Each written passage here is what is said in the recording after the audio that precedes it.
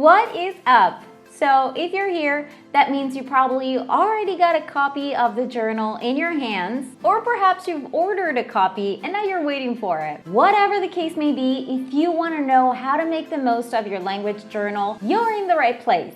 So let's begin. First of all, I want to tell you about some of the supplies that I use. Let me preface this by saying that none of the things that I'm about to show you are necessary. As long as you have a pen, you're good to go. But some of these things can help make your study time more efficient.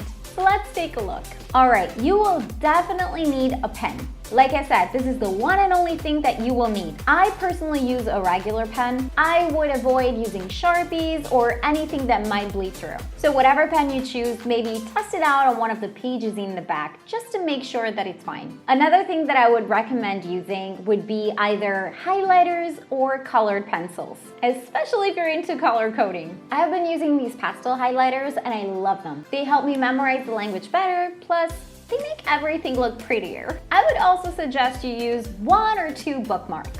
For this, you can get creative, but I would avoid anything too big or too heavy. I've been using these giant paper clips as bookmarks and they work great. They're cheap and they stay in place.